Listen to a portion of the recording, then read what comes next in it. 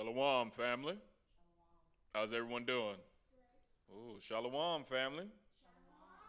All right, so good. All right, so now, welcome. And, today is a little different because we're dealing with a memorial, okay? The memorial of one of our forefathers. We're dealing with the destruction of Nicanor, okay? And it's a memorial of our forefathers and their victory against Nicanor. That's what we're memorializing, okay? So it's a memorialization of the victory of our forefathers through the power of the Most High God over our enemy, okay? And let's get into this. And some may say, well, why? Why are we, really, focused on that? And why would the Most High memorialize that? Let's get 2 Maccabees chapter 12, verse 1 through 6. Let's get an understanding. Memorializing the destruction of Nicanor. Okay. Let's get 2 Maccabees chapter 12, verse 1 through 6. Look at 2 Maccabees chapter 12, verse 1. When these covenants were made, Lysias went unto the king, and the Jews were about their husbandry. So Lysias, he's going to the king, get permission. And as for our people, we were about our husbandry. We were about, doing our works, minding our business, so to speak. 2. But of the governors of several places, Timotheus and Apollonius, the son of Genias, also Hieronymus and Demophon, and beside them Nicanor, the governor of Cyprus, would not suffer them to be quiet and live in peace. That's the problem. A lot of times you have it to where you want to be in peace. Our people generally want to be in peace. But a lot of times your enemies, they don't want peace. They don't like seeing you in peace. Think about it, even modern day, our people were in chattel slavery for many years. Only for a short period compared to that long period, we haven't been in chattel slavery. Not only dealing with all of the other persecutions that followed and still sit upon us, but yet that we're not in chattel slavery, we're seen as lazy. Propaganda at its finest. We were working for free. Being beaten, but now all of a sudden we ain't working for free. Now we lazy. All these allegations, notion how they feel towards you. It's always something, they're always negative. It was the same back then. Like I said, at the end of it, verse 2, and them, Nicanor, the governor of Cyprus, would not suffer them to be quiet and live in peace. We just want peace and quiet. That's a lot of times what we're looking for. Let's read on. And what were some of the things that were happening that they would do? They would persecute us. The men of Joppa also did such an ungodly deed. Let's see what they did. They prayed the Jews that dwelt among them to go with their wives and children into the boats which they had prepared, as though they had meant them no hurt. So they saying, hey, look, y'all just take a vacation. Hey, y'all, we got these boats ready for y'all. Y'all ready to have some fun? They promoting things to be no different than what they do today. Oh, we got these shots for you. It's for your health. It's good for you. Oh, yeah, doctor's orders. It's what you need to be safe and protected. They give you all these things, propaganda. But let's read on. Verse 4. Who accepted of it according to the common decree of the city. Because the city's putting it out there. Get it, it's good. Hey, this is what we're doing for you. You think it's all right. It's safe. Why would the government do me wrong, right? As being desirous to live in peace and suspecting nothing. You have that. Desires just to live in peace. Not suspecting any foul play. But not knowing your enemies have an agenda. You have enemies, first and foremost, and those enemies have an agenda against you when you just want to live in peace. You don't want problems. Our people are some of the most forgiving, especially when it comes down to the other nations. Wanting peace. Peace and just tranquility. And it says, reading on, verse 4, who accepted of it according to the common decree of the city, as being desirous to live in peace and suspecting nothing. But when they were gone forth into the deep, they drowned no less than 200 of them. Imagine that. It said no less than 200. So it could be even more than that. But, you see people like, man, they kill a lot of people over there. I got to say, it was at least 200 people, but, could have been more. So you had things like that going on. These were the things that was creating a hostile environment for our people. Couldn't be able to live in peace, even dwelling amongst the enemy. Even though they're in rulership, they're in power, you still don't have peace. Because this was the time during the Greeks. And the Greeks were in power. So now, let's read on. And it caused this. It caused these things to happen. Retaliations. Verse 5. When Judas heard of this cruelty done unto his countrymen, he commanded those that were with him to make them ready. Make them ready for what? We just make, what we making ready? A hot pocket? No. We're getting ready for battle. We're getting ready for war. Because you're coming against us. These are things that cause retaliations. And then that's when they want to sharpen peace. Nah, you over here, you hurting us. We just want peace. You over here causing us problems. We didn't strike fire unto you first. You did it unto us. Verse 6. And calling upon God, the righteous judge, who came against those murderers of his brethren, and burnt the haven by night, and set the boats on fire, and those that fled thither he slew. This is what things are coming to. This is what is building at various times in the air. But you got to see, we're not the ones that are causing it. These are the reactions to it. It's cause and effect. From here, let's get Sirach 25 and 14. I'm moving around a lot. Let's get Sirach 25 and 14. But Ecclesiastes chapter 25, and let's read verse 14.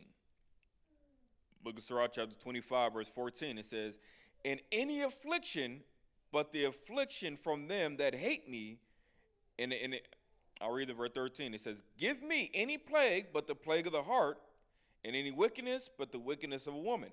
And verse 14 says, in any affliction but the affliction from them that hate me.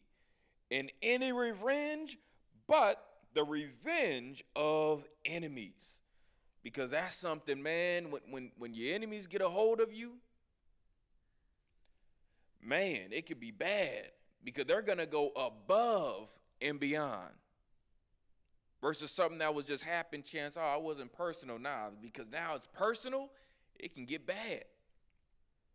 And we're going to see how bad, things can get, because this is part of the problem it is that overcomes our enemy, overcomes Esau. Because a situation where you could dish it out, but guess what? Can you take it when it's coming back your way? Because the destruction of Nicanor is very much so about that vengeance coming forth, being revenged of our enemies. Which is something our enemy doesn't like to deal with. He doesn't want. He wants to be able to do what he wants to and get away with it. Get Sirach 25 and 7. The book of Ecclesiastes chapter 25, verse 7. It says, there be 9 things which I have judged in my heart to be happy. It said these things in your mind, that man, these things generally bring joy to your mind and spirit. Let's read about those. In the 10th, I will utter with my tongue. One is a man that have joy of his children. That's a beautiful thing when you can have joy of your children, joy with your kids, whether they be little or you see them grow up. A man that have joy of his children. Second thing, and he that liveth to see the fall of his enemy. That's something that can bring joy to be able to live and see that. Not everybody lives and sees the fall of their enemies. But when you can live and see that, that's something that can bring you joy. And this isn't just dealing with, okay, somebody might, they borrowed $20 and never paid me back, and now they in jail or something, or got shot and killed. That's not what it's dealing with. It's dealing, no, it's serious enemies. Okay? People who are doing things that for sure it's worthy of death. It's worthy of something very bad happening to them. Worthy of them getting beaten for, shot for, killed for, stabbed for. Like, we're talking major enemies. People who are doing very harmful things to you, your family, or jeopardizing your life or your family, or the livelihood of your family. We're talking about serious enemies, okay? Things people they should get incarcerated, locked up for. This we're talking about serious enemy. This is what it's dealing with. When they fall, it's a joyous thing, okay? Because we have to understand there's a balance. We think every time we see enemy in the scriptures, it's always created equal. There's a difference, and you have different levels of enemies when you're dealing with people who are doing things that are negative. There's levels to it, just like with the laws. Some laws, it was like, okay, animal sacrifice. Other ones, nah, you got to be the sacrifice. You got to go. That's too heavy. It's the same with enemies. All right, that's light, but nah, these are heavy things. You got to go. This is bad. Let's get Psalms 41 and 2. Look at Psalms chapter 41, and let's read verse 2. The book of Psalms, chapter 41, and verse 2. And it says, and I'll read verse 1 through 2. Psalms 41, 1 through 2, and it reads, Blessed is he that considereth the poor. The Lord will deliver him in time of trouble. So blessed he that considereth the poor, because Most High will deliver him. Read on 2. The Lord will preserve him and keep him alive, and he shall be blessed upon the earth. And thou wilt not deliver him unto the will of his enemies.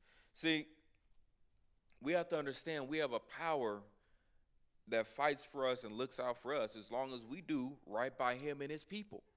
He's going to come through and look out for us, and he'll deliver us from our enemies.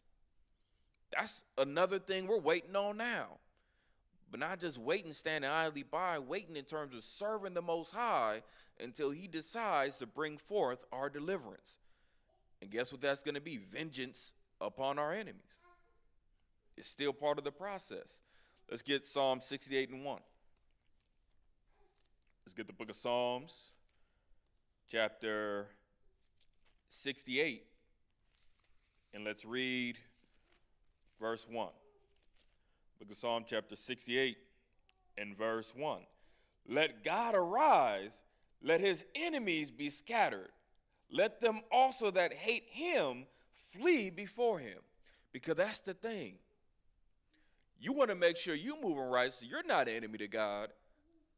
But when you are moving right, you want to ensure that the enemies of God, that they're justly punished. If they haven't repented, changed, if they're not going to move right, and they're going to choose to do evil, then you hope that the vengeance of the Most High God comes.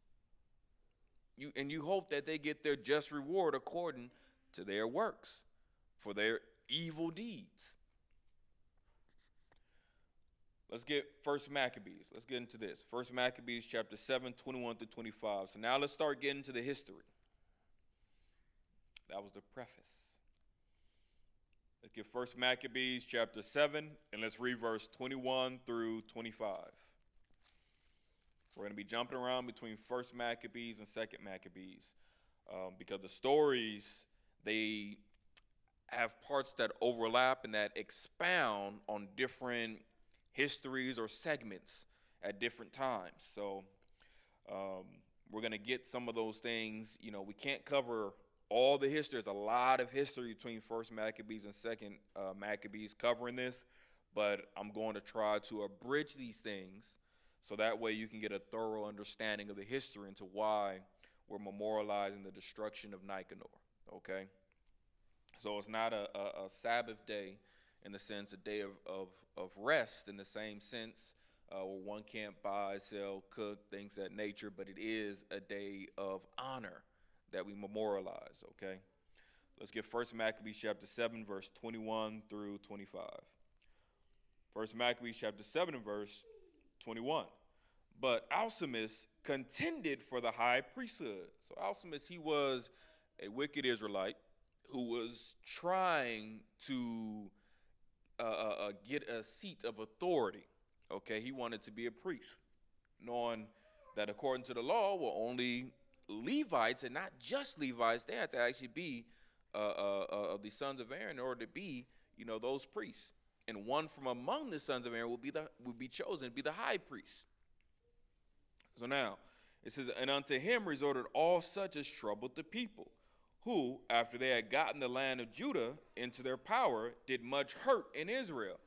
And he was getting power from the government, but he was abusing his power against his people, against those who were trying to do righteously, but working with those who chose to sell out. Verse 23. Now when Judah saw all the mischief that Alcimus and his company had done among the Israelites, even above the heathen. That's part of what you have to understand. Oftentimes, our people can be the cause of mischief and problems because they can want to do things to be even more damaging than what the enemies of the other nations can be at times. Through pride, ego, self-gratification, and their own lusts. Reading on, 24. So now he went out unto all the coast of Judea round about, and took vengeance of them that had revolted from him, so that they durst no more go forth into the country. On the other side, when Alcimus saw that Judas and his company had gotten the upper hand, and knew that he was not able to abide their force, he went again to the king, and said all the worst of them that he could. So now when you have your people righteously, like Judas and his brother, righteously trying to govern his people, our forefathers and foremothers, now you have a situation where there's a problem with those who don't want that. And because they don't want to move righteously, they go unto the enemy. They try to say all the worst of you that they can. All the worst of you that they can. And then that's what, he's the one that put the rest of these things in motion in the way that we read. It started like this. This is the beginning of it. Verse 26. Then the king, see this? Then, after this. So you mean to tell me, because, I was saying, man, they over here doing this, and they don't like you. They over here talking about this, and they say they ain't going to keep none of this. None of what you talking about. They ain't trying to do none. Just saying everything he can to get our people destroyed and caught up. All because he feels a certain way. Our people let their feelings and emotions take them to deep, dark places. Men and women included, deep, dark places. And you will become the worst of enemies unto your own people. And you think just because, well I ain't kill them, but the words you're saying, the things you're doing can be just as deadly. You dang near gave him the gun. That's what he's doing. But I didn't pull the trigger, but you gave him the gun. You gave him the gun, you gave him all the ammo, you gave him extra ammo. You said, ooh, I got the special ammo. Like, what's that from the Boondock Uncle Ruggers? I got the rope right here. You ready to take out your people. Those that are, especially those who are trying to do right. You don't mind those doing wrong. Oh, they good all day. But those who are trying to do right, oh, you first in line to try to take, oh, she just think they just so righteous and so good. That's what this is dealing with. 26. Then the king sent Nicanor. This is how Nicanor gets involved in the picture. King said, oh yeah, hey, Nicanor, hey, you hear all this, man? We got to handle this. So then the king said, Nicanor, one of his honorable princes. A prince is a ruler under the king. He's a ruler. He was a governor.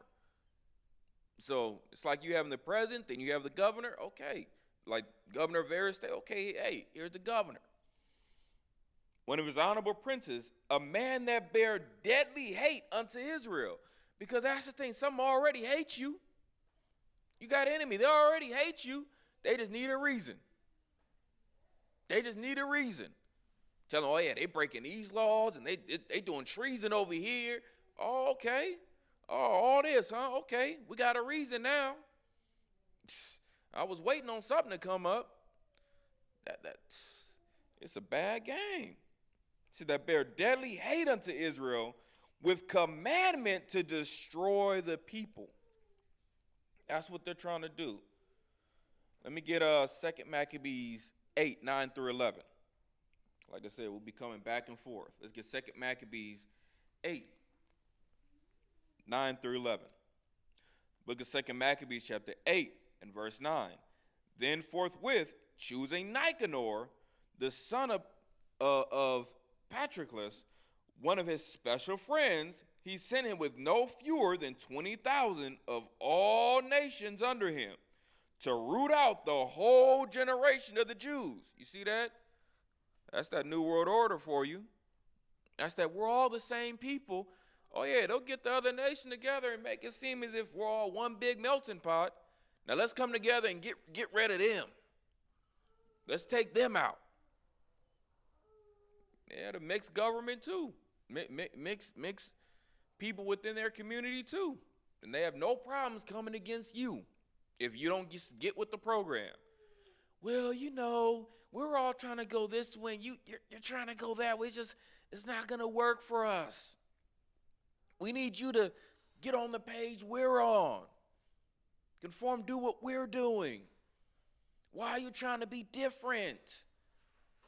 We're all people. We're all human. And those things sound convenient when you're trying to push your doctrine. But yeah, you look at history and them words you saying haven't been what you've been displaying. Man. So now, let's continue.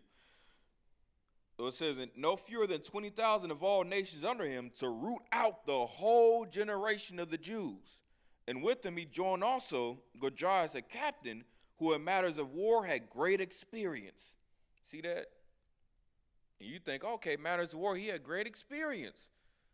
Here's the thing. They just said they want to root out your whole generation. They want to take out all of you. Generation, you have those, successively, but then you're also dealing with, those who are all living at one time. So you might think generation, like, okay, all right, those born like in the 50s, that's one generation, 70s, another generation, 90s, another generation. That's one aspect of it. But they're dealing with everyone that's living at that time. Like, this is all one generation. And then we all die in another generation. That's what they're dealing with. And now the reason why they went with someone expert at war, because remember, war is strategy. War isn't just the fight. It isn't just a battle, it's strategy. He's an expert in strategy. War has everything to do with the battle being one part, but propaganda, diplomacy, pacts and oaths and connections. So there's so much that comes with it. He's an expert in this. Okay, I know how to get in. So where he said, great experience. 10. So Nicanor undertook to make so much money of the captive Jews. So hold on. They didn't just go to fight. What do you mean? Hey, it's war. How can we get in? Hey, let's make money of the captives. Let's do this. Let's position this over here. And I propose this. Making all these strategies to try to get over on you. So Nicanor undertook to make so much money of the captive Jews as should defray the tribute of 2,000 talents, which the king was to pay to the Romans. 11. Wherefore immediately he sent to the cities upon the seacoast, proclaiming a sale of the captive Jews, and promising that they should have 80 bodies for 1 talent, not expecting the vengeance that was to follow upon him from the Almighty God. Because that's the thing you got to realize. There is a God. There is a power. And that power, he watches. He doesn't always intervene, especially the way people may want him to. Oh, yeah, but he's taking note because vengeance is his. And certain times he has to let things play out, even unto the finish. Like with Cain and Abel. Oh, yeah, he knew. He knew Cain was going to kill Abel, but he had to let it play out. Because he had to let the whole matter be revealed before he finally went in and he judged Cain accordingly. Because other times, if you give judgment beforehand, like I say, what is it? I think it's Minority Report, I believe. Pre-crime division. So I might be quoting the wrong movie, but I think by memory it's Minority Report. But pre-crime division. He can't. He's not out here trying to punish you before. He tried to wait until the crime is committed or you found guilty because you're about to commit it. So, but it depends. He can flip it either way. But in this way, we understand that, hey, it's coming. That vengeance is coming one way or another. Most High, he's going to decide what to do because he's the judge. All right, yeah. Nah, I ain't going to let this happen. They already, I see, they got the ammo, they got the gun, locked and loaded, but I ain't going to give them time to pull the trigger. You know what, this time, yeah, they'll pull the trigger, but they ain't going to get all of you. So they'll get a few of you, but then we'll put a stop to them. It's up to the Most High. Here, let's get 1 Maccabees, chapter 7, verse 26 to 32. 1 Maccabees, chapter 7, and verse 26. It says, Then the king sent Nicanor, one of his honorable princes, a man that bare deadly hate unto Israel, with commandment to destroy the people. That was it. He got that. They want to root you out. Hey, he got commandment to destroy the people by any means necessary. 27. So Nicanor came to Jerusalem with a great force and sent unto Judas and his brethren deceitfully with friendly words. See that? That's Esau's game, friendly word. Hi diddly ho, neighbor. How you doing today? Why don't you guys come on around here, come on back, we have a little bit of supper, and let's just talk things out civilized like. They want you to let your guards down. Because guess what? When I'm being deceitful, first and foremost, I know it. I'm aware of it. I'm the one with the plan. I'm trying to get you to lower your guard. And I'll behave however I need to behave in the moment, but I know automatically when I need to flip the script, and turn things around. But I need you with your guards lowered so that you think everything is good, so I get the upper hand on you. I get the drop on you. Verse 28. Now listen to what he says. This is Nicanor. Let there be no battle between me and you. I will come with a few men that I may see you in peace. He said, hey, I'm not here to fight. I'll just bring a few people. So it's just peace. 29.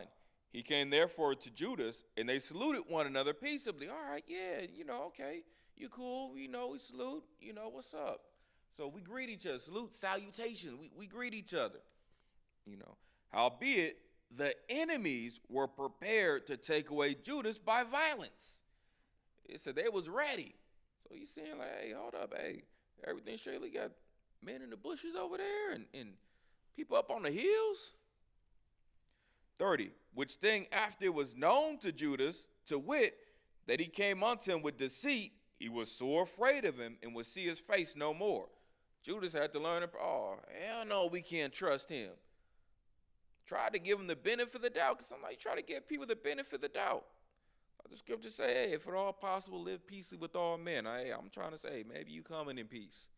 I'll try to work with it. But now all of a sudden I'm seeing, getting word, you got been out there and hiding and things like, nah, I'm straight. I'm not doing that again. I ain't dealing on that level again. I took a chance. I tried to believe that you might do right, and I was sore mistaken. It ain't gonna happen again. We ain't doing this again. Not like this. So let me read verse 31. Nicanor also, when he saw that his counsel was discovered, went out to fight against Judas beside Capharsalam. So 32, where there was slain of Nicanor's side about 5,000 men, and the rest fled into the city of David. So you had that. Look at 2 Maccabees, chapter 14, 37 through 46. These are all the things that were going on. 2 Maccabees, chapter 14, 37 through 46. Now, was there accused unto Nicanor one, Razis, of the elders of Jerusalem. Razis, very notable elder. Okay, not the only, but one of many. So, one Razis, one of the elders of Jerusalem, a lover of his countrymen, and a man of very good report, who for his kindness was called a father of the Jews. I'm like, man, this dude, because he's an elder. He's 60 plus. He could have been well stricken in age too. Could have been in his 80s. Could have been 84, 83. For many, that's old enough to be your father or your grandfather. So he was like, man, everybody knew it. Man, that's Pops right there. Nobody messed with Pops. Pops, man, is a great man. He looked out for many. Just think of a great man that especially a great elder. Man, and Razis was up there with him. If not, I dare to say, better. It's not just as good. So now Razis, one of the elders of Jerusalem, a lover of his countrymen, loved his people in righteousness. And a man of very good report. Everybody had great stuff, not just, man, oh yeah, the brother pretty straight, he good. But nah, this man is great. They had many good things to say about him. So, and a father figure unto our people in general. Father figure unto our people in general. So a standard of the type of person you want to be and type of elder you want to be. If the Most High peradventure allow you to live that long. It says, now reading on, 38. For in the former times, when they mingled not themselves with the Gentiles, he had been accused of Judaism, and did boldly jeopardize his body and life with all vehemency for the religion of the Jews, because that's part of what he did in his heyday. There was a time before when he wasn't selling out. He was known, nah, I'm not selling out. It don't matter what happened to me. You could beat me, whatever it is. It was like, hey, he took the beatings. He ain't sell out. He jeopardized his life. He put his life on the line, and not selling out. That's beautiful. That's honorable. Because under pressure, you never know what you might do. He didn't crack under the pressure. He stayed strong. He stayed 10 toes down. So, 39.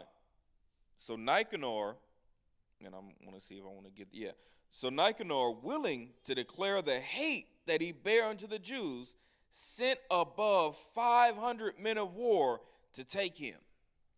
Think about that. They're not playing. They will take you. Why would they try to? Why would they go so hard? 500 men, is that really necessary? Well, here's the thing. You got to think, if he's a man of renown, very good report of father Jews, you don't think a lot of people will fight to defend him? You don't think a lot of people fight to protect someone of that goodly of a reputation? Nicanor understood that. Now, you ain't going to be able to just go in there with like a couple of people and take him, and ain't nobody going to say nothing or do nothing. It ain't like what we got today. People just going to stand by and record. Oh, we got you, Grant. We got it on camera. It's like, nah, you ain't taking him, bro. You ain't taking him. You taking him. You taking all of us. Yeah, you ain't. Nah, that ain't happening. Y'all better go on. Whoever the governor said, tell him he got to take all of us, because you're not getting him. What'd he do? He ain't do nothing. Why y'all taking him? A charge? What? He ain't fix a ticket for his lights. That's it. Y'all award for that. That's small. I pay that. You put that on my back, my tab, my back. Take me to jail. Leave him. That's the level people will go. Man, people do it nowadays for foolish people, but man, so much so are people for people who are honorable. People that are worthy of that respect, that put in their time and paid their dues. That's the type of love having for your people. Okay? Now, reading on. So now, and it says verse 40, for he thought by taking him to do the Jews much hurt. Why taking this out would it do the Jews much hurt? Because they understood something many of us, we have a disconnect with now. The true power of having leaders, especially leaders that are elders. Because that was our Senate. Your term senator, our elders were our senators. That was our Senate. That was our council. That was our wisdom. So when you had great elders, and again, it's not just you doing your job, you doing your job well, doing your job. He did his job in excellence. Excellent elder. He said, man, you take one of them out, you can hurt the people. Because if he stood for strength, wisdom, courage, all these things, I take him out, I can weaken the people. And then I can because if he would have stood strong and people would look to him and say, nah, if he ain't doing it, we ain't doing it. I take him out, and then with some of these young folks and they 30s, 40s, I can get them to sell out and influence the other ones. Oh, I'm winning. Take out the OGs, the real OGs. Now we've been in our 30s and 40s OGs and say, nah, the OGs, them in the 70s, 80s. Now our people ain't living so long, so we got young OGs. And so, but nah, the old heads, the elders, the good ones, man, that's something that's beautiful to have. And we have to get back to that. So now, and it said, verse 41, now when the multitude would have taken the tower and violently broken into the outer door and bade that fire should be brought to burn it, he being ready to be taken on every side fell upon his sword. So he was ready to be taken. On every side, he fell upon his sword. Why? 42, choosing rather to die manfully than to come into the hands of the wicked. He said, man, y'all ain't finna get the pleasure of taking me. I'll fall on my own sword. So he was like, man, I'll take myself before I let y'all take me out. That was his mindset at that point in time. Choosing rather die manfully than to come into the hands of the wicked, to be abused otherwise, than beseemed his noble birth. He said, man, because he understood, man, he going to be tortured, but not just tortured any kind of way, but defiled. Forcing pork and crawfish and crab things down his throat. Cutting him open and putting pork all on him and in his pores, in his skin, in his body. You just getting in there one kind of way. Defile, like doing just strange and weird stuff, but just to defile you. Just to spite whatever it is you believe in. That's the kind he said, man, I'm not finna go through that. It wasn't just, okay, they gonna come in and slice my throat. Nah, they ain't finna do that. They finna abuse me all sorts of ways. Tar and feather you.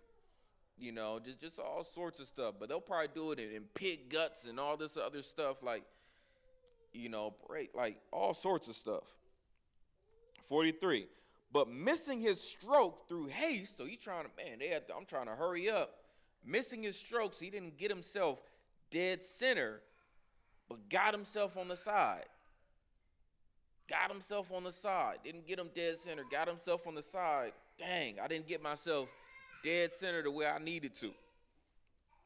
But missing his stroke through haste, the multitude also rushing within the doors, he ran boldly up to the wall and cast himself down manfully among the thickest of them. So him rushing to, all right, they all out there, man, I'm going up to the top, I'm finna throw down.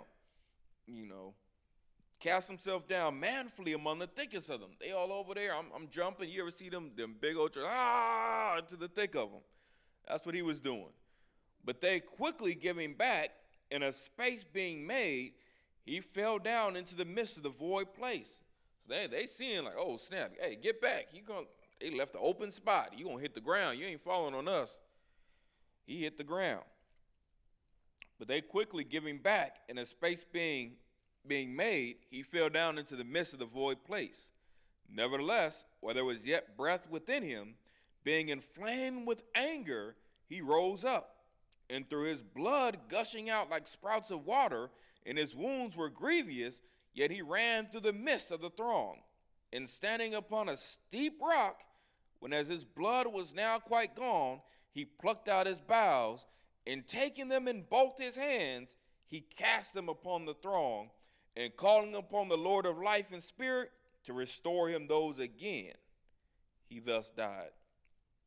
That's beautiful. Even his death was a warrior, elder warrior. He had it, even though I missed it, and with what life was left in me, I ran to the top of a rock, somewhere up top, and I'm bleeding out, blood gushing. Hey, because remember, he cut himself, his guts hanging out. Man, he pulled his own entrails and guts out. Man, gotta get these back to me again one day, and threw down his guts and died. That's a hell of a way to go. Man. He was already cut and bleed, because remember, he cut himself. So his guts and everything was already hanging out, and he threw himself down. So he was already just beating himself up more. He was going to die. But hey, I'm going to go out like this. But these were the things that our enemy was pushing upon us, that our enemy was causing. And this was all pushed by Nicanor. Nicanor was coming to get him. All things pushed by Nicanor. Look at 1 Maccabees 7, 33 through 34. Let's get 1 Maccabees 7, 33 through 34. We're going to be flipping pretty quickly. 1 Maccabees 7, 33 through 34. And it reads. Oh, I'm sorry. I'm in 2 Maccabees still. My bad. 1 Maccabees 7, 33 through 34. And it reads, after this went Nicanor up to Mount Zion, and there came out of the sanctuary certain of the priests and certain of the elders of the people to salute him peaceably and to show him the burnt sacrifice that was offered for the king. Because our people, some of them were, man, they were trying to, acquiesce to him and hope, like, man, things will go okay. Like, man, let's just be cool. 34. But he mocked them and laughed at them and abused them shamefully and spake proudly. So it did no good trying to appease your enemy. Still didn't go good for you. Sometimes you got to realize that. You trying to appease your enemy ain't always going to work out. He's still going to hate you. He's still going to treat you bad. Don't think selling out going to save you. And don't think, you can't always pacify the situation. Yeah, you try to be cordial and things, but just understand it like, nah, I'm not. I gotta divide that line. At the end of the day, if it costs me my life, it costs me my life. What about your family? It costs my family's lives. It costs my family's lives. But we're not gonna bend. We can't do that because it's not gonna be to our benefit. It's just gonna see how far we can go into sin and sell out. But they still gonna try to kill us. Still gonna try to hurt. Like the oppression ain't gonna stop because you give in. You might lessen it just a little bit, or just get deceived into getting killed anyway. At least if you die with honor instead of shame or guilt. I'd rather die with honor. And you get that from your forefathers. Get 2 Maccabees 15, 1 through 4. 2 Maccabees 15, 1 through 4. But Nicanor, hearing that Judas and his company were in the strong place about Samaria, resolved without any danger to set upon them on the Sabbath day. So see that? They said, all right, we're going to take them on the Sabbath day.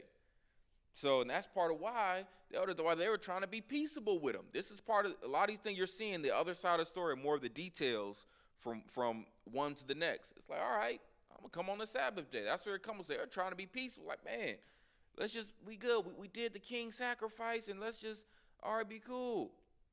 Because the king, they wanted us to do all sorts of abominable stuff. Like, look, we did what he wanted. Like, let's just be good. It's the Sabbath. Let's chill. Verse 2.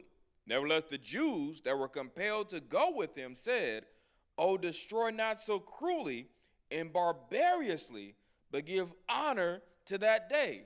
Because some things you read, like in general, okay, he mocked them and treat like this. These are the details that is given, that was summed up.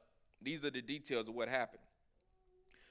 Nevertheless, the Jews that were compelled to go with him said, "Oh, destroy not so cruelly and barbarously, but give honor to that day, which he that seeth all things hath honored with holiness above other days."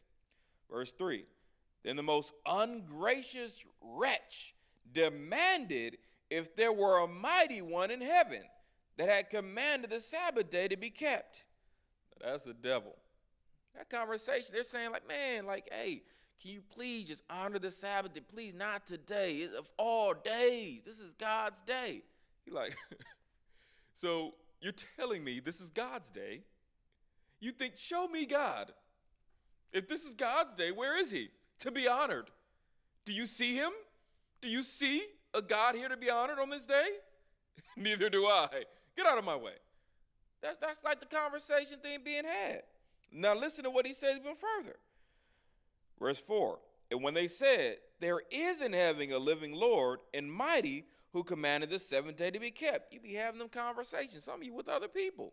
Even the other nations, like, yeah, man, there is a God that commanded we keep this holy. Nah, he ain't say that. 5.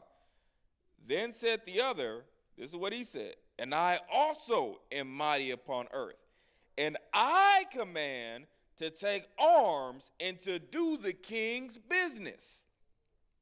Yet he obtained not to have his wicked will done. So now, that's the problem. He don't care what God said. Nah, it's about what I said. That's why you be having some of them struggles with your job trying to get the Sabbath off. These all the time don't care. Oh, that's what God said. Well, look, I'm saying you still need to be able to report here, okay? And you still need to do your job. Otherwise, we're going to have to let you go. Or you're going to have to look elsewhere for employment. Hope you find it. Hope God helps you. Making mockery, poking fun.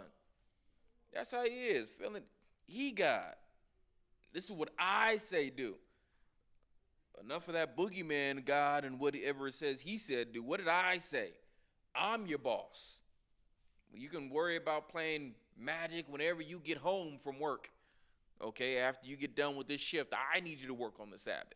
That's how he feels. Get 2 Maccabees 15:6. So Nicanor, in exceeding pride and haughtiness, determined to set up a public monument of his victory over Judas and them that were with him. Oh, he wanted to put us on display. Let's go back to 1 Maccabees, chapter 7, verse 35 through 38. 1 Maccabees, chapter 7, verse 35. In verse 34, this is what we're dealing with. "But he mocked them and laughed at them and abused them shamefully and spake proudly." We just got the details on what he was speaking so proudly about and how he was mocking and blaspheming. So that's why we're switching back and forth, though we are, so we're getting the details. 35. "And swear in his wrath, saying, Unless Judas and his host be now delivered into my hands, if ever I come again in safety, I will burn up this house. And with that, he went out in a great rage." That's part of everything he was dealing with, the mocking words. Unless I get Judas, everything else now delivered. That's everything he was talking about. He wanted to set up a great monument. 36. "Then the priests entered in and stood before the altar and the temple, weeping and saying, Thou, Lord, didst choose this house to be called by thy name, and to be a house of prayer and petition for thy people. Be avenged of this man and his host, and let them fall by the sword. Remember their blasphemies, and suffer them not to continue any longer." This is the thing, like, man, take these people out. Let's go back to 2 Maccabees 15. So this is really what we're dealing with, because this is the problem. Let me also get I'm short on time, huh? Man, I'll skip some of this. Okay. I'll skip down through some of it. Let me get verse 7. So, but Maccabeus had ever sure confidence that the Lord would help him. Wherefore he exhorted his people not to fear the coming of the heathen against them, but to remember the help which in former times they have received from heaven. See, this is important. This is why you got to have leaders. This is why leadership is always important, and good leadership, righteous leadership, because you need them to remind you. And they first and foremost have to make sure, like you say, he had sure confidence. You got to have sure confidence no matter what is happening. It don't matter if you're on your last bag of rice in the cabinet. I've been there. It don't matter if you don't know how you're going to pay your rent. That's all right. I've been there. Most High going to come through one way or another. It's an easy thing. You got to remain surely confident in the Most High. I don't know when, I don't know how, but he going to come through. He going to come through. Even in death. He going to come through. He going to save. My life might be saved. Sometimes my life might have to be taken, but hey, my family may live. Other times, hey, my family may not make it, but someone else's family lives. Hey, all praises. Either way it go, Most High going to come through. Remain virtuous. Verse 9, and so comforting them out of the law and the prophets, and withal putting them in mind of the battles that they won afore, he made them more cheerful. Now I'm going to skip down, get down to 25 to 29. Verse 25, and Nicanor and they that were with him came forward with trumpets and songs. But Judas and his company encountered the enemies with invocation and prayer. So that fighting, that's part of that, them prayers, everything that people were trying to send up. So that fighting with their hands and praying unto God with their hearts, they slew no less than 35,000 men. For through the appearance of God, they were greatly cheered. Now when the battle was done, returning again with joy, they knew that Nicanor lay dead in his harness. They knew. Because this is the final battle. And they made a great shout and a noise, praising the Almighty in their own language. That's how they had it. Let's get 1 Maccabees 7, 43 through 46. 1 Maccabees chapter 7, verse 43. This is the battle. So the 13th day of the month Adar, so that's the 13th day of the lunar calendar, which day it is. So of the month Adar, that's the 12th month, the host joined battle. But Nicanor's host was discomforted, and he himself was first slain in the battle. Oh, that's beautiful. He was first to go. He was first slain in the battle. Now when Nicanor's host saw that he was slain, they cast away their weapons and fled. Then they being our people, pursued after them a day's journey from Adasa unto Gezerah, sounding an alarm after them with their trumpets. That was our people, fighting against them. Whereupon they came forth out of all the towns of Judea round about, and closed them in, so that they, turning back upon them that pursued them, were all slain with the sword, and not one of them was left. Took them all out. They was all destroyed. That's it. The Most High gave us the power to revenge ourselves against our enemies. Well, how? He gives us the strength. That day, he makes sure all your senses is focused. Your sense of hearing is at its sharpest. Your sense of sight, sound, smell, everything at its sharpest. Your joints and feeling better at their sharpest. All you got to do is do the opposite for your enemy. Make sure they ain't get a good night's rest. They was restless. Make sure they ain't eat a good meal. Or make sure that meal made them groggy and slowed them down. Most High can work in so many different ways. Make sure they all got the flu. Gave them a stomach ache. Take them off their game. Sometimes Most High just do that. Just gotta tip things in your favor. But Most High also tip things against you. It can work either way. Just depend on which side you're on, which side the Most High want to win. That's why you want to stay on the righteous side. So now, reading on, let's get 2 Maccabees 15:30 to 39.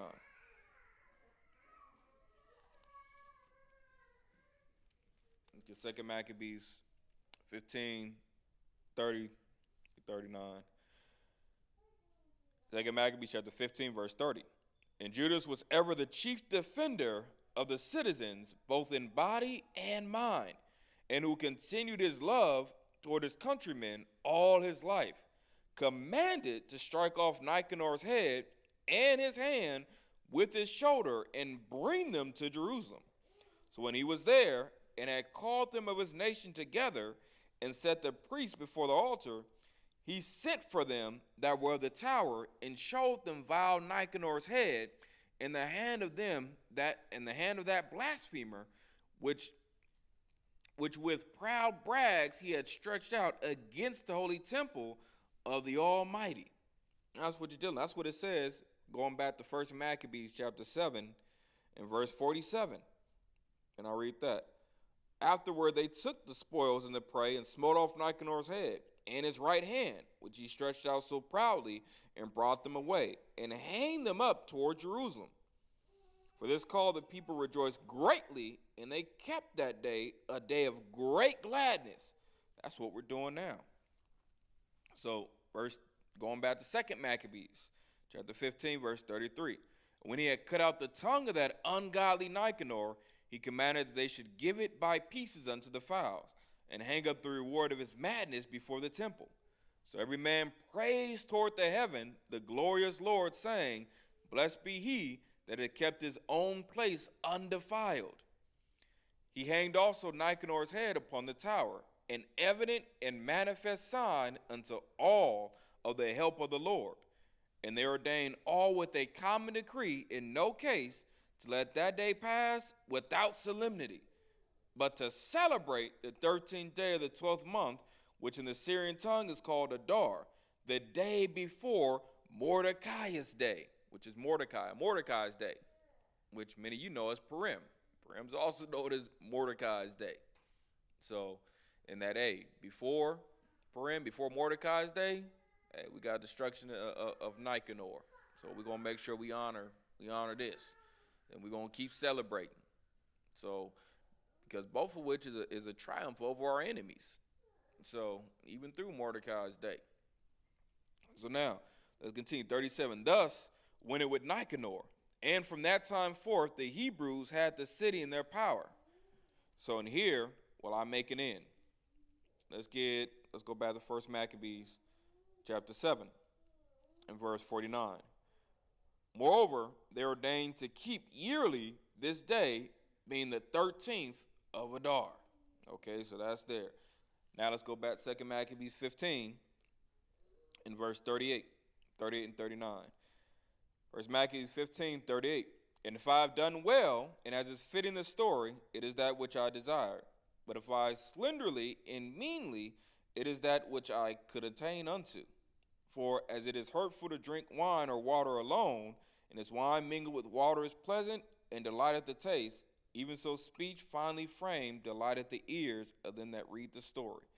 And here shall be an end. And we'll get the last scripture in 1 Maccabees chapter 7 and verse 50. 1 Maccabees 7 and 50. Thus the land of Judea was in rest a little while. So with that, I'll conclude the lesson on the destruction of Nicanor. And with that, I say shalom.